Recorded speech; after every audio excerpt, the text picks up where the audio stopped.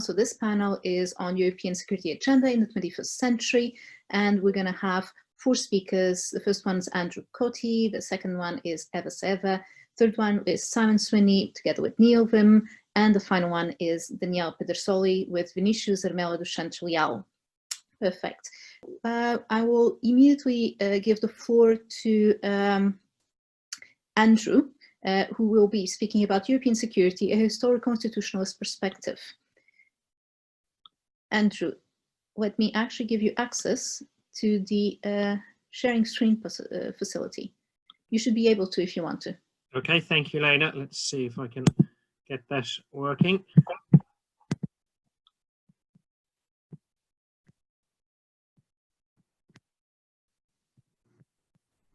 Perfect. Thank you.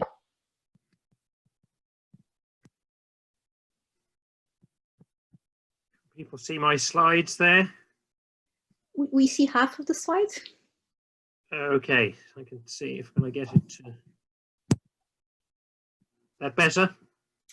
I'm now seeing a quarter of your slide. Okay, I have it on full screen. I don't know what I've done wrong. Fine. I can see them fine. Yeah, I've made a tweak here and I can see it fine as well. Okay, so we're good. Okay, so I'll proceed.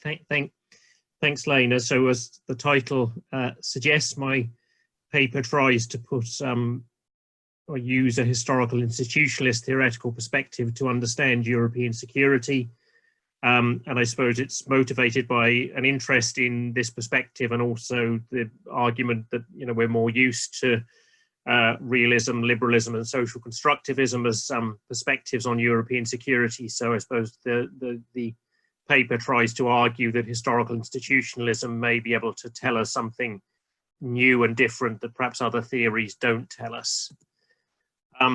Just to very briefly begin, my super quick summary of historical institutionalism would be 4 key points: that institutions matter, that institutions are path dependent, they're sticky, so they tend to stay around, that critical junctures are important in terms of how institutions are established, and that also, drawing on historical institutionalism, a common phenomenon in particular is institutional layering, where you see institutions layered on top of existing institutions.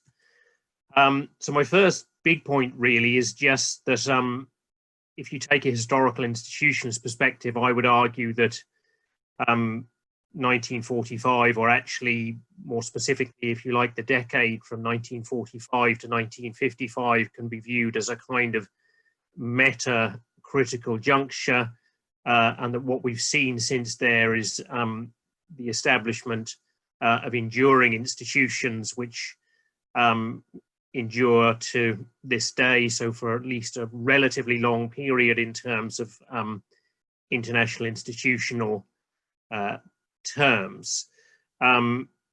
Why that period as a meta-critical juncture? Because 1945, the Second World War at its end, radically altered the European balance of power, but also I would point in particular to the importance of the reconstruction of Germany, both in terms of its domestic politics and foreign policy, and then more broadly in terms of the political and ideational impact of World War II, in terms of, you know, the concept of never again and so on.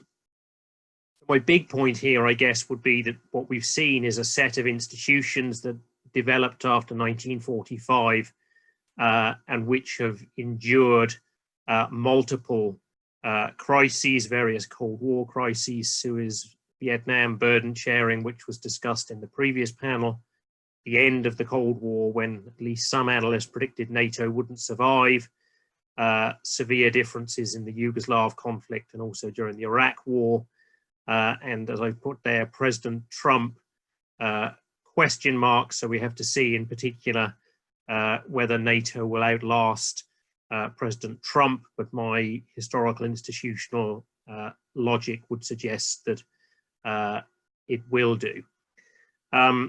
Couple of points in terms of explanatory logics here. One is the inherent stickiness of institutions.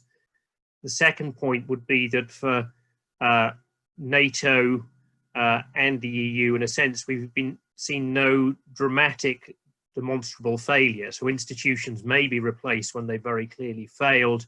I would argue that that's not been the case.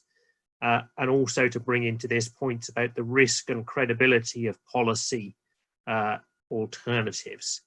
But the large point there is really that we've seen since 1945 a set of enduring institutions which I would argue are helpfully understood or explained by historical institutionalist logic. The second point then is this point about institutional layering.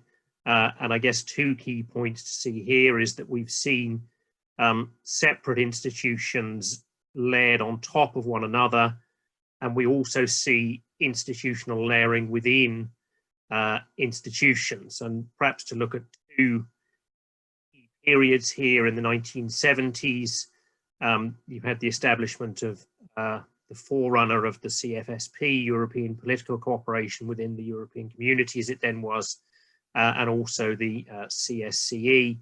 So both of these, in a sense, were layered on top of NATO. Likewise, in the 1990s and 2000s, we've seen the CFSP, the CSDP, and the transition to an OSCE layered again on top of existing institutions. A number of points about this institutional layering. First, simply the observation that it happens is significant. Secondly, I think one of the things one can note is that existing institutions and actors within them tend to have interest in expanding their power and expanding their competencies. And I think you can see this in both NATO and the OSCE, where the range of security issues they've dealt with has expanded. And then the third point would be that what you usually get from this is messy compromise rather than grand design. And as probably many people listening in on these panels will be familiar with, in the 1990s, there was in particular a lot of debate about European security architecture and grand design. And again, my kind of historical institutionalist logic would suggest that that's not what we've seen. Rather, what we've seen is this kind of layering and the messy compromises that result. Third point is what I call enduring suboptimalities. And what I mean by that is that if you look at European security institutions, there are a number of things which could be viewed as suboptimal or perhaps even dysfunctional.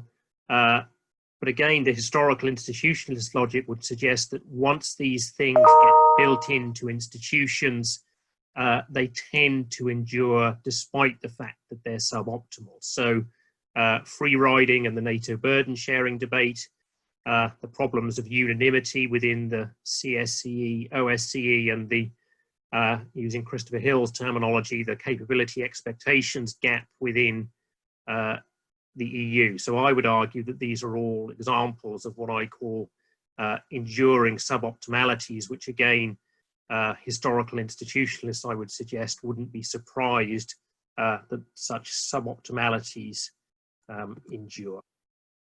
A couple of conclusions. One, for me, historical institutionalism in big picture terms provides a compelling account of the evolution of European security since 1945.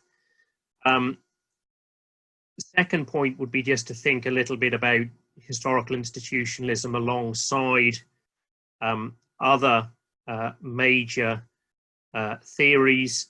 And for me, certainly historical institutionalism provides a much more convincing explanation of developments over 3/4 of a century now than realism does.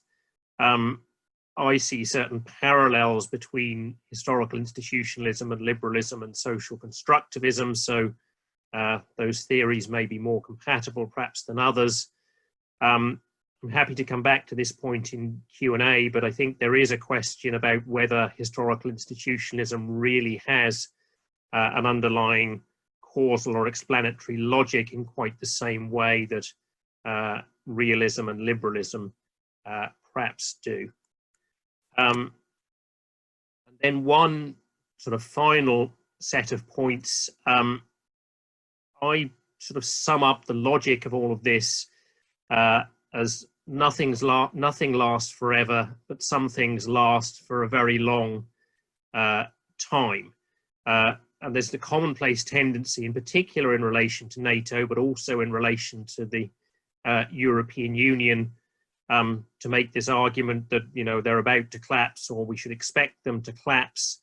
And I wonder whether we should think about the kind of post-1945 European security institutions much like the way that we think about enduring nation states. So we don't constantly ask, will Sweden survive? Will Germany endure? And so on. So I wonder if we should reframe how we think about that question. And I guess then just to flag up two things, critical junctures, a second term for President Trump, a NATO-Russia crisis, and also the populist wave. I don't know if anyone else is seeing this on your screens. My laptop is telling me the battery is about to run out. Apologies. And you only have 2 minutes left anyways. Perfect. I'll just plug in the power on the laptop. So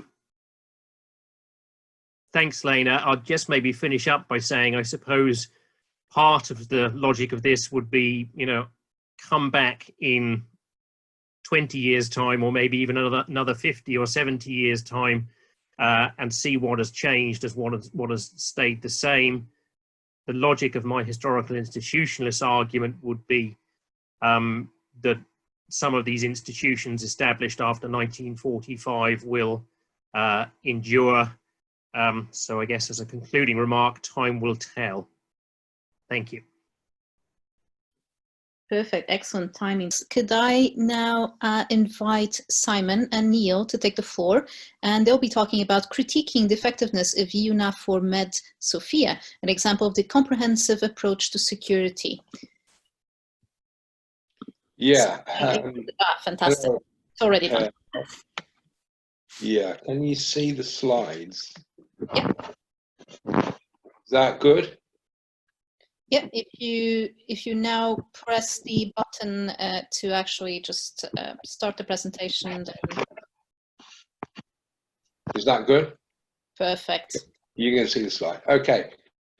Thank you very much, Lena, Arantxa and Jocelyn, for giving us space to talk about the effectiveness of EU NAVFOR Mediterranean operations.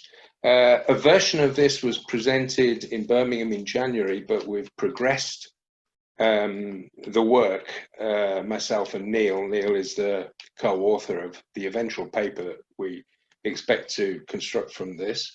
We progressed this because of considerable change in the environment where EU NAVFOR Mediterranean operations are concerned, specifically the end of Sophia and the start of IRINI, but also, as I will mention in the presentation, the developments in the war in Libya. So IRINI is the newest naval operation undertaken through the auspices of Common Security and Defence Policy. It started on the 1st of April this year and has a mandate to last initially for 1 year. The research questions we're looking at are to consider the extent to which these operations, NAVFOR Sophia and IRINI, are a manifestation of the strategic and comprehensive approach that the European Union aspires to through CSDP, and is criticism specifically of Sophia an example, is the criticism that Sophia is military humanitarianism justified? And thirdly, can we claim that Sophia is evidence of an emergent EU strategic culture? And finally, can we say that EU NAVFOR IRINI, launched in April, is a correction of past failures? In other words, the underperforming of Sophia, which of course Sophia was launched in 2015. So first of all, critiquing MED Sophia. I'm going to go through this fairly quickly because I suspect that many in the audience are quite familiar with this, but that MED Sophia lacked strategic clarity and shows only a limited commitment to the comprehensive approach to crisis management.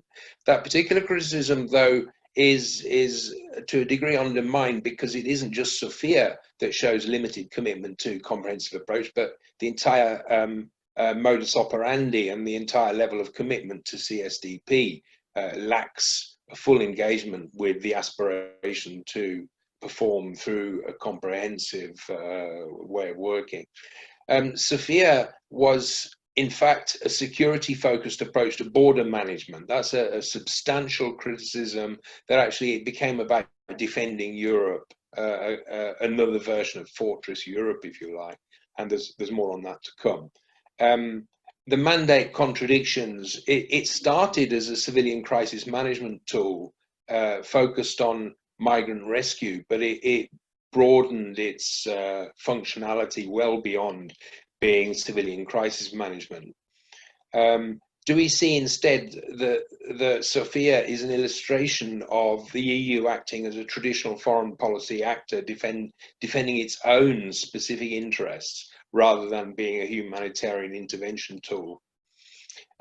Sophia also struggled with the problem of non-refoulement, that is, the obligation on the part of the UN to not return refugees to places where they are endangered, and there's evidence, considerable evidence, that the holding of migrants and refugees in camps, specifically in Libya, was hardly beneficial or helpful to their human rights or their welfare.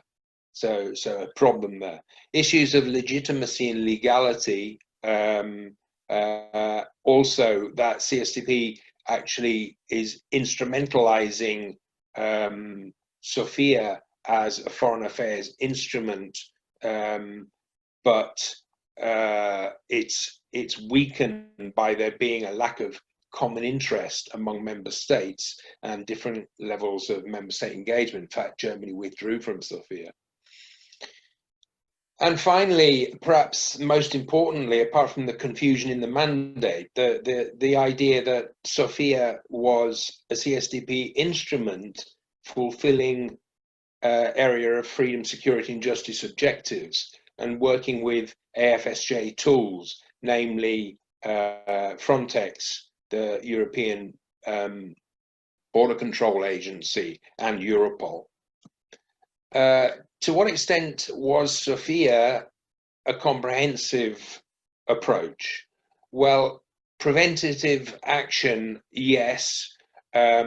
Using a reasonable spectrum of tools, yes. Using military, using policing, using law, but actually running into some contradictions there. It's got very limited efficacy in terms of human rights and no engagement, really, no comprehensive engagement with the causes of migration. No attempt really on the part of the Union to deal with what is driving migration in the first place. There's some change, I think, maybe since 2016. There is evidence that there has been more attempt on the part of the Commission to assist in that area. The bottom criticism there, that Sophia extended its remit well beyond humanitarian rescue, I think is important. We'll come back to that. So this criticism by Garelli and Tazioli of military humanitarianism focuses on the idea that Sophia began as a humanitarian rescue tool, rescue operation using military tools, and secondly, the need to build resilience in neighbouring states through the European neighbourhood programmes is an important background context element to NAVFOR Sophia. It uses a mixture of partners, member states, of course, Frontex, the border control agency, and also NATO. The mandate, actually after 2015, was extended to prevent arms reaching Libya and sponsoring the war there, and also to limit oil exports from Libya. The mission also, the operation ran into problems in terms of how to deal with smugglers, possibly endangering the lives of the migrants in control of the smugglers, and damaging collateral interests, and forcing migrants into smaller craft, which are more dangerous, and forcing them also to take more hazardous routes. And what we also saw evidence of is that the captains of some of these often unseaworthy craft were coerced captains. In other words, migrants themselves coerced into a position of being captains of insecure craft. So the migrants' experience in the Mediterranean, they may, through the auspices of Frontex or Sophia, have been rescued from drowning, but if returned to Libya or Mali and kept in camps, that runs into that issue of non-refoulement complication. We see also dangers of detention being funded in third countries, particularly in Turkey, where there have been broad criticisms of the EU policy paying Turkey to hold migrants in camps. In detention, many migrants risk violence, extortion, ill treatment, and even long-term effective imprisonment. The alternatives to drowning then are better than drowning, but if the alternative is prison, it's not a great alternative. There's also reported corruption in terms of smugglers benefiting through policies of displacement of migrants back into camps.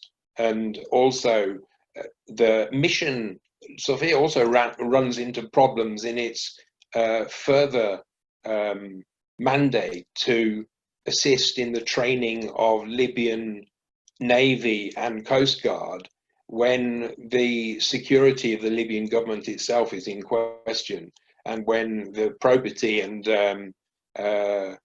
attention to human rights, for example, on the part of the Libyan government is at the very least questionable. The question about whether Sophia is in some way indicative of an emergent strategic culture is also problematic. Sophia seems to have lacked a strategic coherence. It's often been dysfunctional and incoherent and contradictory within its own aims.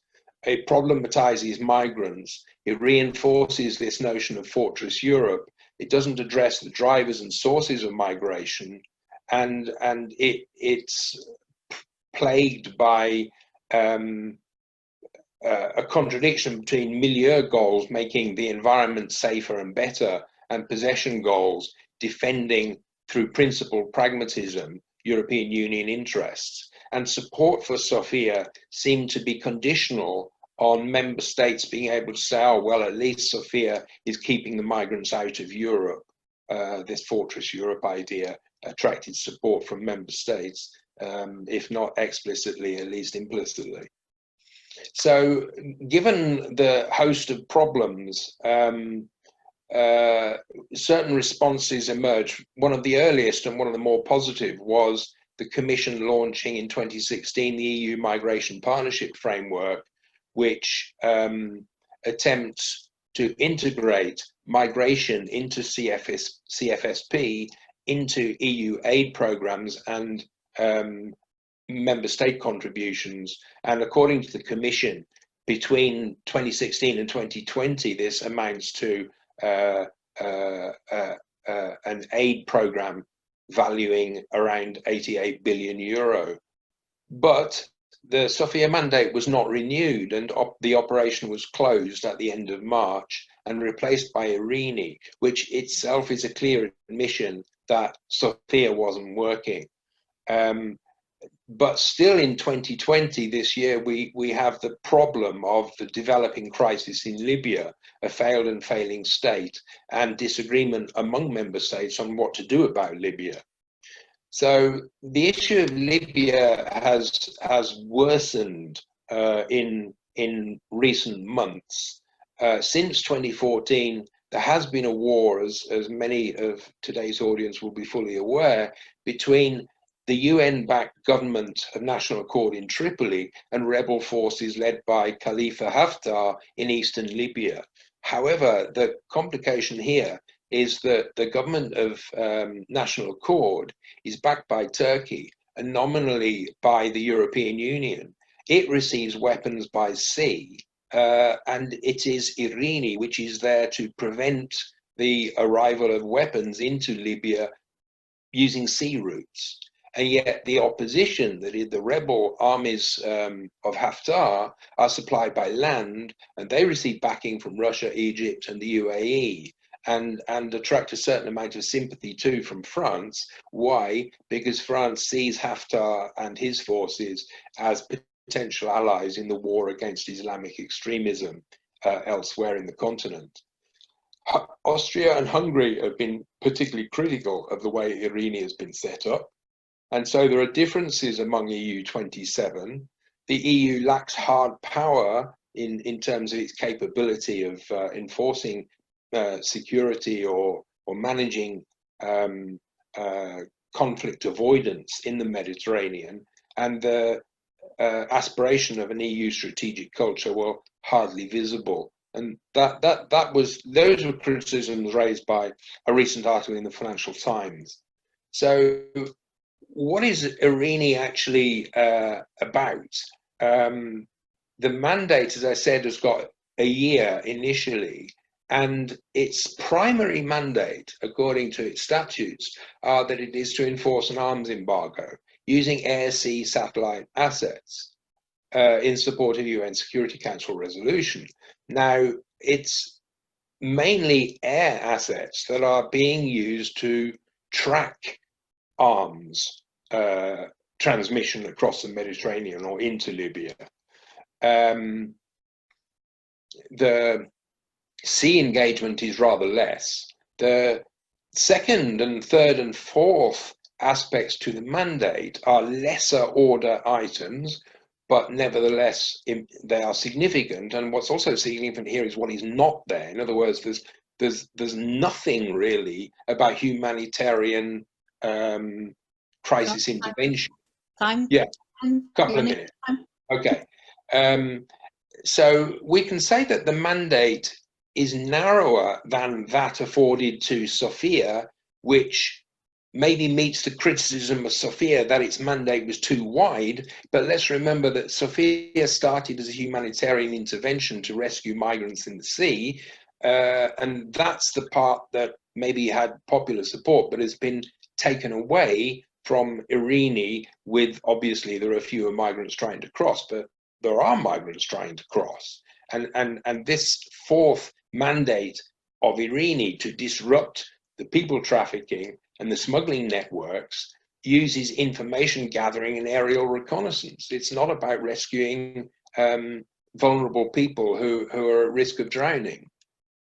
So in conclusion, Sophia faced a catch-22. Launched as a humanitarian rescue mission, it militarized and undertook military tasks.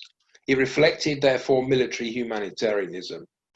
To an extent, it is indicative of a comprehensive approach, but it's a compromise across multiple conflicting objectives. In many ways, its being unsatisfactory and dysfunctional led to the demise of the operation. A successful comprehensive approach, on the other hand, would bring sustainable economic and military solutions to sources of migratory flow. and the EU is not in a position to claim that it is having a significant impact on dealing with the causes of migration in the first place. Sophia was ever, in my view, or a holding operation, maybe working until the next major 2015 type crisis when 1 million people attempted to make the transition into Europe. The novelty aspect of Sophia is that it embraced AFSJ priorities, possession goals, over and above humanitarian goals and EU values. It was also part of a multi-agency response, all, it would seem to us, in support of Fortress Europe, the Border Agency, Europol, UNHCR, Institute of Migration, and European Union member states. It's typical in this respect, and maybe we can broaden IRINI also into this. These EU NAVFOR operations in the Mediterranean are absolutely a further example of CSDP's muddling through. IRINI seems to be a holding operation. It's again something about damage limitation. And it remains to be seen how the operation develops in future. But given the disagreements around its even now limited mandate, I'm not holding my breath for a hugely positive outcome. Okay, thanks, Helena. That's all.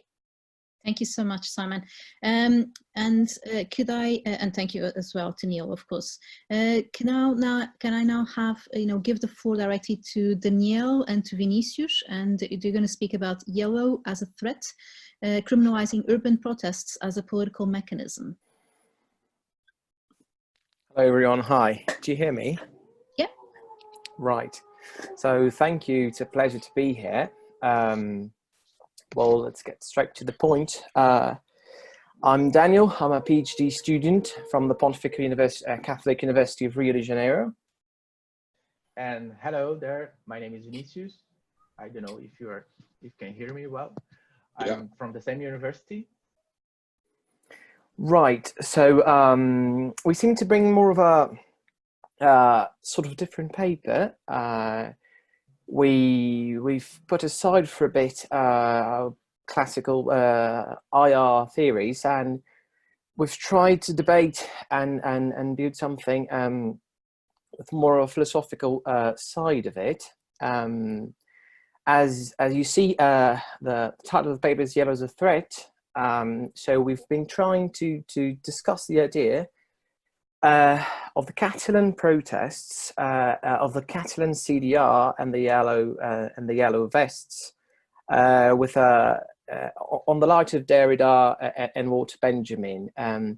So, and what motivated us to discuss, what gave us the desire to go deeper into that was the violent scenes we saw, and all the repression that were broadcasted worldwide in the past months.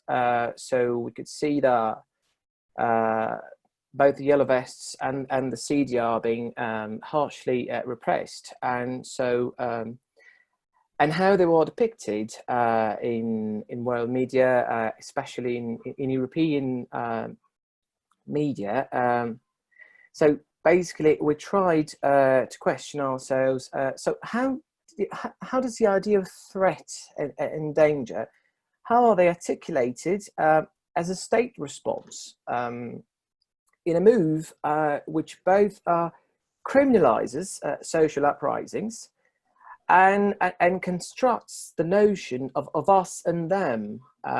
So basically setting a line, drawing a line, saying there is us here and they are there, putting up all that, making all this mess. One thing which is important to stress is this paper is not really about the movement as per se. It's not about what they are, but what links both the CDR and the yellow vests for us is the state response to them. And actually, deeper, not just the state response, the basis of that state response, how it is justified. So the movements per se are not really the focus here, but how we respond to them. And for that, we need to just quickly address what are the CDR. Certainly not that well known as the yellow vests.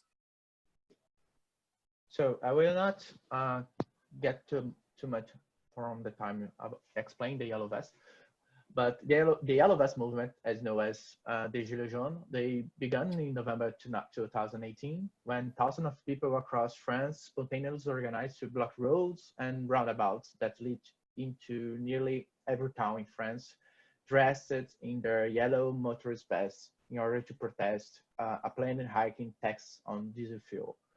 They quickly grew in proportion and agenda, increased the number of followers, and consolidating itself as a remarkable phenomenon for the current French society.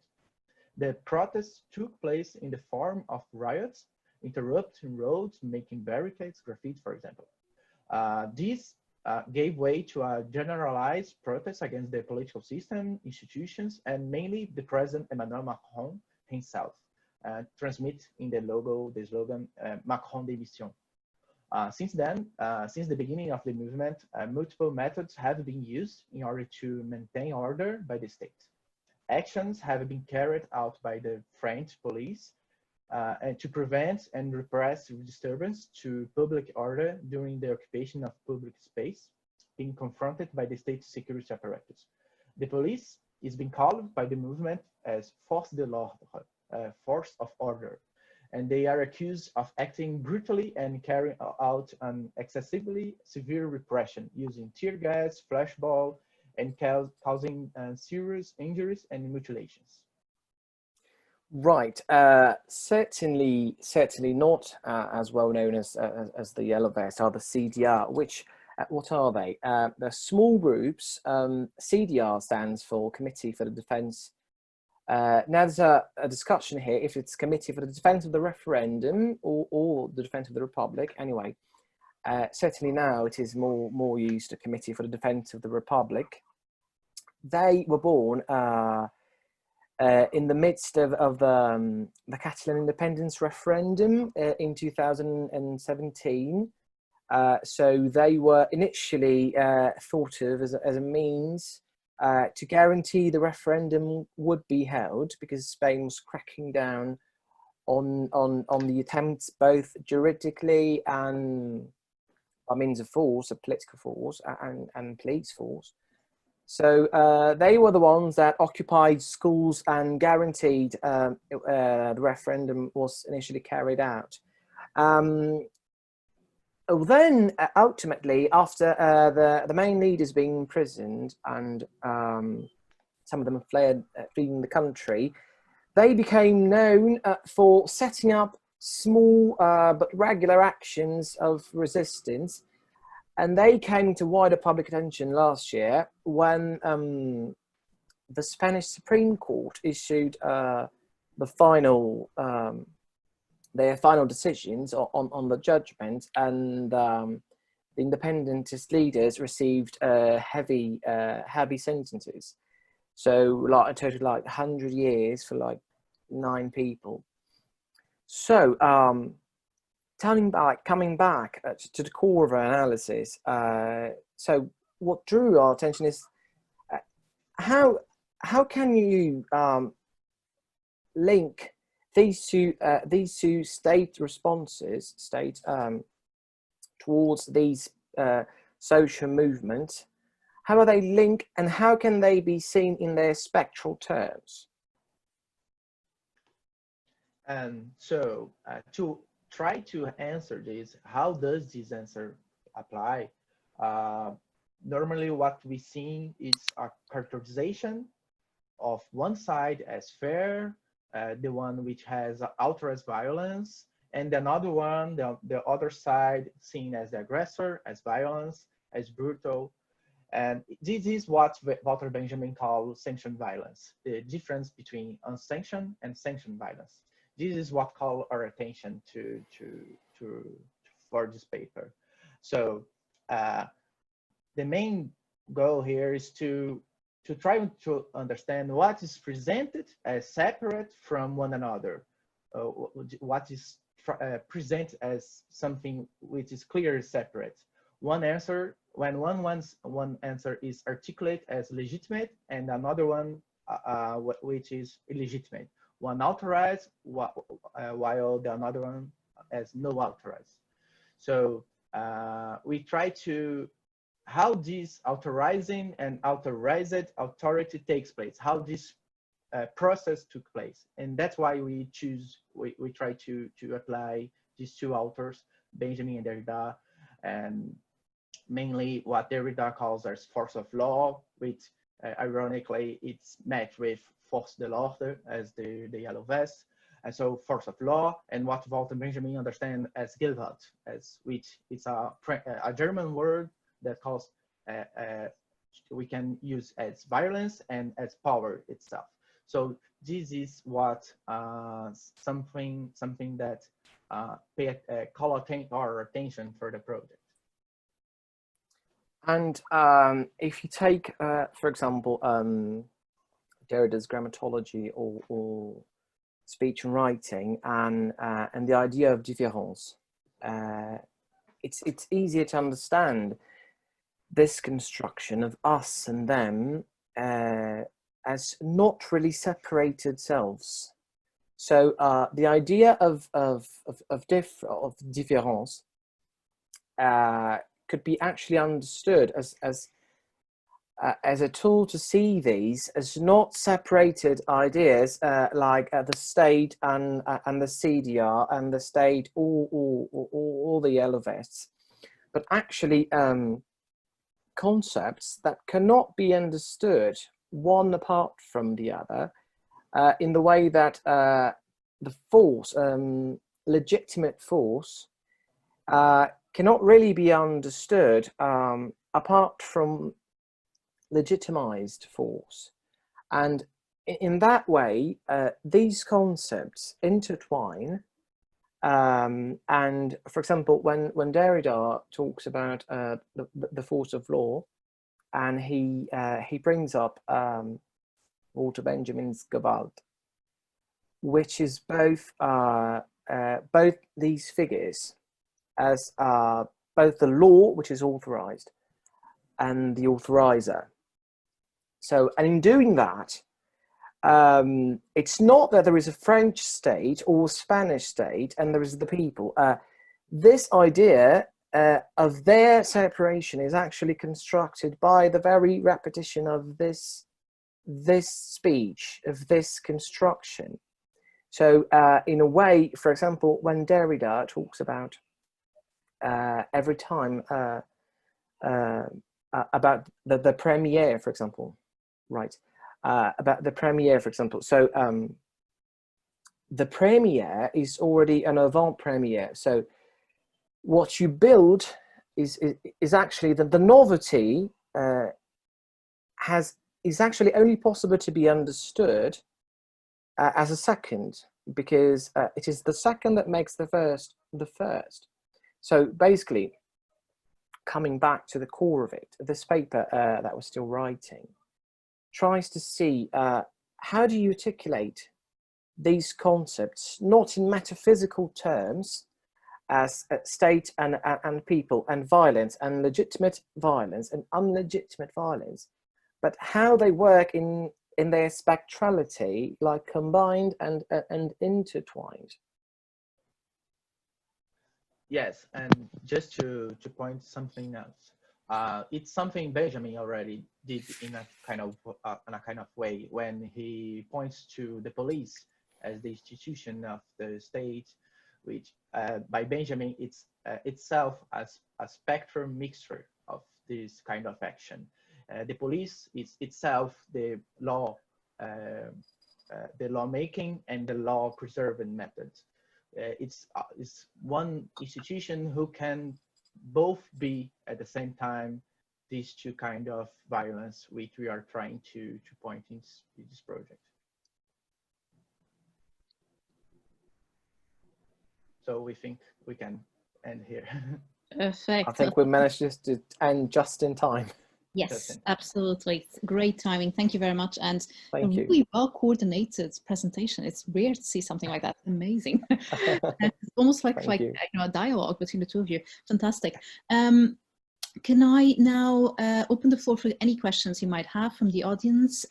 Please put your name directly on the chat, and like this, I will have a record of who would like to go first in terms of questions.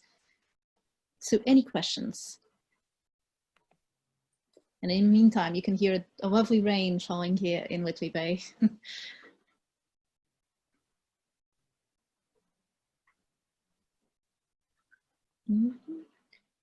Perfect. Tony, with a question for Andrew, please. Yes, hi, thank you.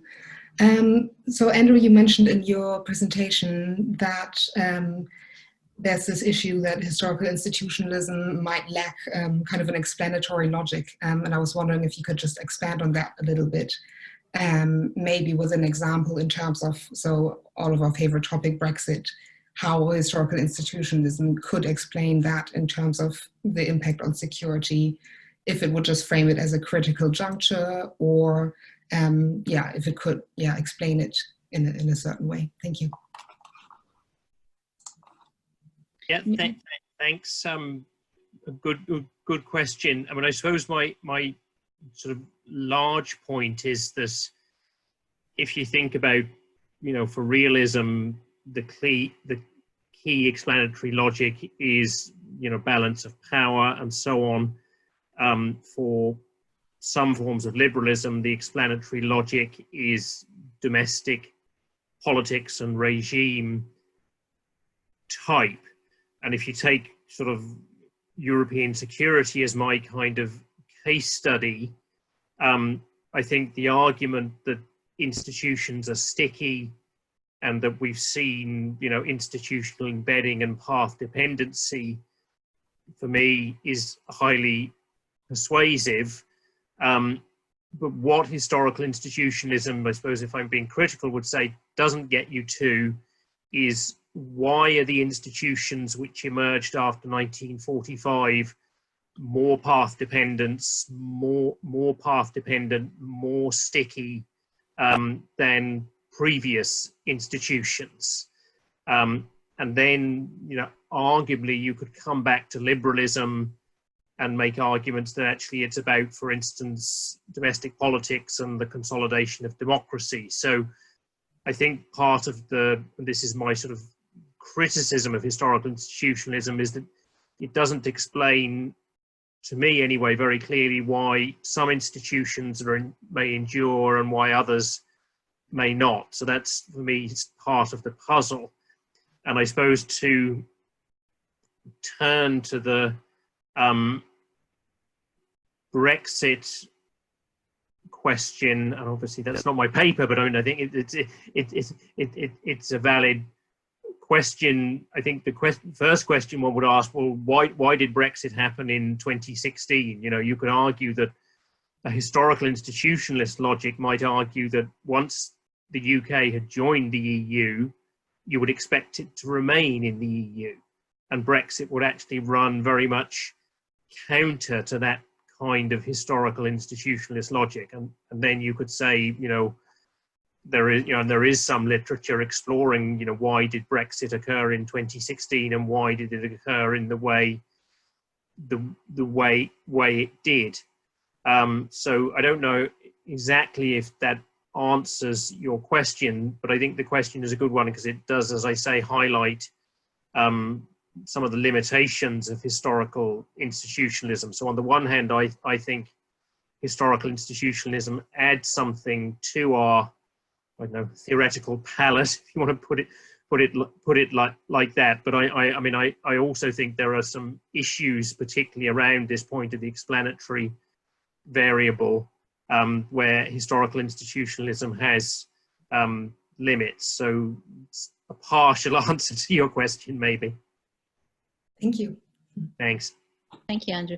I now have quite a list of people on the wishing to actually ask questions. So rather than actually one-to-one, we'll actually first take quite a number of questions, and then we'll let everyone actually answer. So I first have Baris, followed by Arantxa, followed by Simon, and actually myself. So Baris, what is your question for Simon? Thank you, everyone. Very good presentations, and thanks, Simon. I was very much enjoyed your presentation because I'm interested in this case of operations in the Central Mediterranean, and my question is about, you know, in an ideal world, we would expect to see that the EU sort of articulates a rhetoric first and then makes decisions and then implements those decisions. But I was wondering if we can see Operation IRINI sort of a continuation of already criticized actions of Sophia, and if you can see this by extension in a way as an example in which EU sort of acts first and then adjusts its rhetoric and decisions accordingly, because as you described in your presentation, Sophia was already sort of acting in contrast to the humanitarian values and saving lives, etc., prioritizing more border control operations or training Libyan coast guards, or you know, sort of implementing this UN arms embargo on Libya. And then we had this Operation IRINI. So can we say that this is a continuation of what we were already seeing in Sophia? And like I said, by extension, can we say that this is an interesting case of where the EU first acts and then decides in accordance with its action? Thank you. Arantxa, with a question for Daniel and Vinícius. Yes, thank you. Thank you to all the presenters. Again, I really enjoyed the panel. My question is for Daniel and Vinícius in relation to the role of the European Union, in particular in relation to the case of Catalonia. I was wondering if you could discuss how perhaps a multi-level governance approach could fit with your discussion. You have, for example, the European Parliament elections, where I believe, if I remember correctly, several people from Catalonia that were involved in the referendum became MEPs, and gives them immunity. And the position of the European Parliament there, in terms of confirming that immunity or not, could be framed to some extent, perhaps as part of this political discourse, if you want to call it, on the issues that you were discussing around legitimization or not. Thank you. Thank you. And then there's also a question from Simon to Andrew. Yes, Andrew, thank you. Very interesting presentation. I declare a pertinent interest in that. I've always regarded myself as something of an institutionalist too. But my question concerns your use of the phrase enduring suboptimalism, and assuming that really that's the best we can hope for. But my question concerns the extent to which how we view institutions depends upon the lens through which we're looking.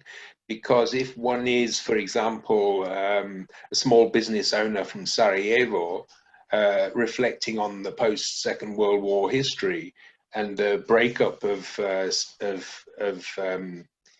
Bosnia-Herzegovina in 1991-95 and the destruction of Sarajevo, that small business operator will see institutional failure every time he thinks on the question, in the UN, in NATO, in the European Union, in the international community more generally. So it's hard to really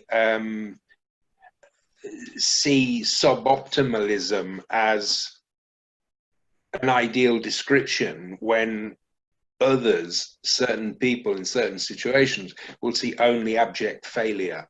In spite of what came later, you could say, yes, the Bosnian peace accords ended the war, and the international tribunal managed to convict a number of war criminals. So some successes, but in the big scheme of things, massive failure. Thank you, Simon. And now I'd like to take advantage of taking the microphone and also asking a question this time to Eva and another question to Simon. So the question to Eva is, I thought it was really interesting what you proposed, that actually a good part of the lack of inaction that we've seen in terms of cybersecurity over, during this time of EU response could actually be linked to the legal fragmentation we have in this area, and I'll probably agree with you. But I would like to ask you maybe something else, which is not very fair to ask this from a legal scholar, but can you think beyond, is there anything beyond the legal fragmentation that we could also, pinpoint at this is, maybe one of the reasons also that has contributed to the lack of joint, response in the area of cybersecurity of the EU? And then to Simon, really interesting presentation. I was surprised to see you associate Sophia so much with a humanitarian mission, given that its mandate is absolutely not was absolutely not a humanitarian mandate. Its mandate was as you know, the mandate was essentially to actually tackle trafficking of human beings and smuggling of migrants. It was an internal security, as you mentioned, a Justice and Home Affairs mandate using CSDP instruments. And I thought it was really, they were actually trying to do a bit of both. Like legally, they were just anti-trafficking measure. But in terms of the marketing that you're trying to do, there was a really interesting video that they tried to post on their website, which is very much them rescuing babies, and it's got this beautiful Italian music in the background. You have to watch this video. It's a bit hilarious on one hand, but it's really good, trying to pretend to be something else that they're not. So my question actually is that there's a lot of literature asking, was Sophia a success, or was it a failed mission? And I don't think that's very fair on Sophia, because my question to you is, do you think Sophia actually was given the right tools to achieve its mandate, given, if we think in the perspective that it was not a humanitarian mandate, but an anti-trafficking mandate? Can an anti-trafficking mandate be achieved with this specific type of tool? Thank you. Thank you. And I'll give the floor directly to the first person who was going to answer, which is Simon, actually, to Barris's question.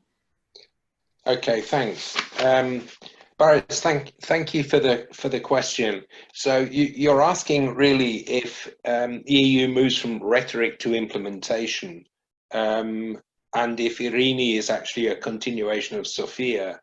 I would say that IRINI is continuity, but also it's a response to criticism. In other words, there was so much criticism of Sophia, kind of linked to Lena's question as well here. There was criticism of Sophia for having a confused mandate, a too broad mandate, and ultimately not achieving sufficient of its objectives. But that's not to say it's an outright failure, because obviously it achieved some good things. But the criticism drove the member states, the council, to end the Operation Sophia and replace it with a continuity. I agree with you, Barris. It's a continuity operation, but the mandate is perhaps narrower and in some ways clearer. The lower priority is the disruption of smuggling networks, the interruption of the business of smugglers. Whereas what Lena's question, if I can bring the two together, Lena, your question suggests that Sophia wasn't actually a humanitarian rescue mandate. It was to disrupt smuggling and break up the business of human trafficking. Well, the adjustment is that if that was the primary mandate in Sophia, it's a lesser mandate in IRINI. Arguably, the council could say, "Oh yes, but that's because we are not faced with the same level of humanitarian crisis that we have had in 2015." But if it was a humanitarian crisis, then certainly the Union and the Council and the Member States presented Sophia as a humanitarian intervention, even if technically speaking you're right, the actual mandate refers to the disruption of smuggling networks. So there's a kind of intentional greyness here to get the support from the member states. The Political and Security Committee and the Council had to present this as a humanitarian crisis, which of course it was in 2015. But I would argue it still is a humanitarian crisis. People are dying every day in the Mediterranean. People are dying as we're having this symposium. So yes, continuity it is, but it's also a reduction. It's also a reduction in scale. So joining up with your secondary question about Sophia, Lena, the criticisms, are they justified or not? Was it a success or a failure? Well, I think it was a success and a failure. It certainly did not have the tools to fulfill what it was supposed to fulfill. It finished with, I think it was 7 aeroplanes and no boats. You know, the press had a field day criticizing an EU naval operation that had no boats.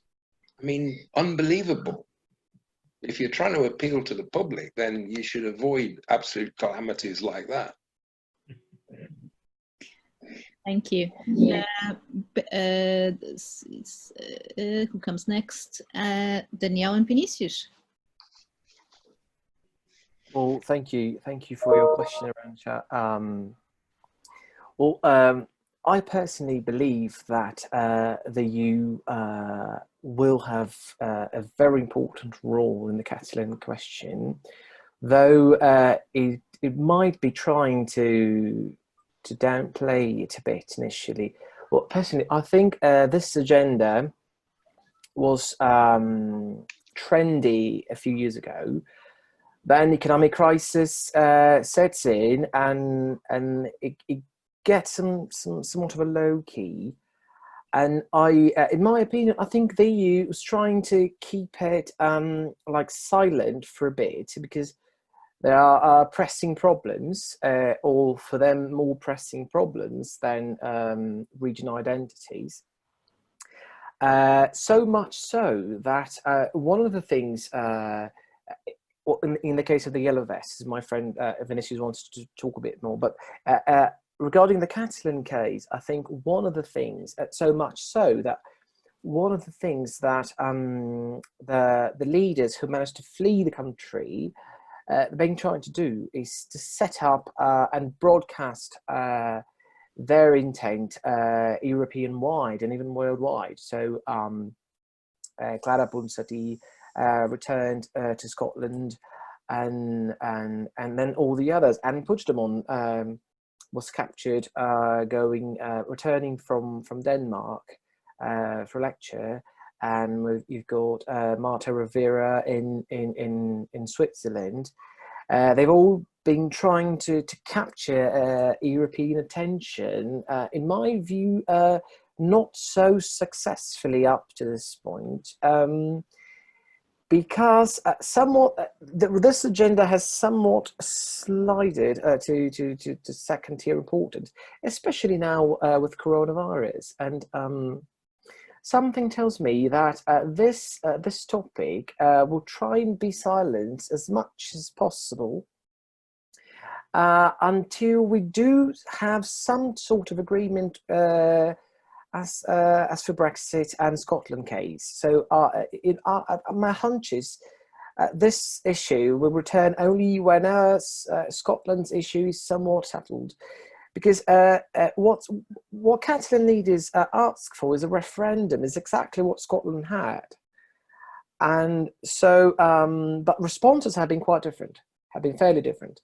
You mentioned about the multi-level government approach. I think that's certainly one of the Catalan leaders' intent. They've been trying to be everywhere, and their candidacy to the European elections was actually a way they could carry on being relevant and on the news somehow.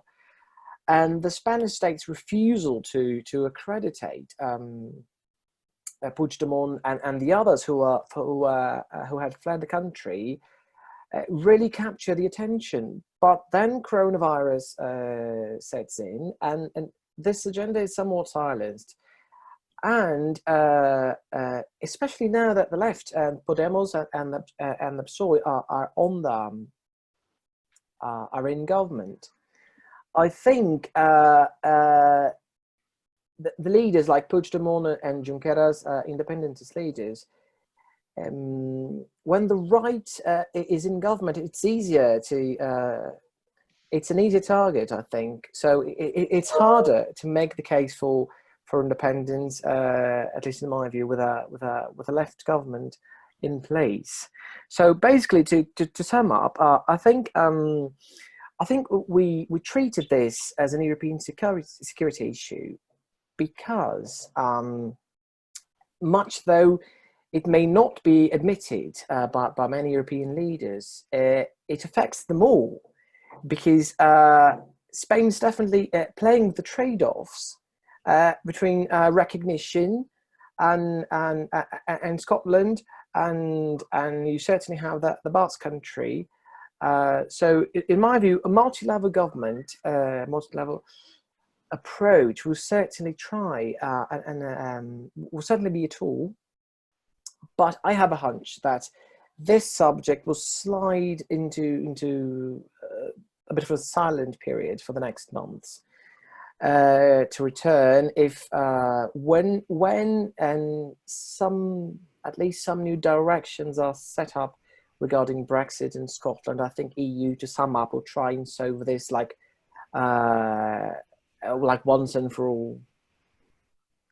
Thank you. I would now like to give the floor to Andrew and to Eva to answer their questions as well.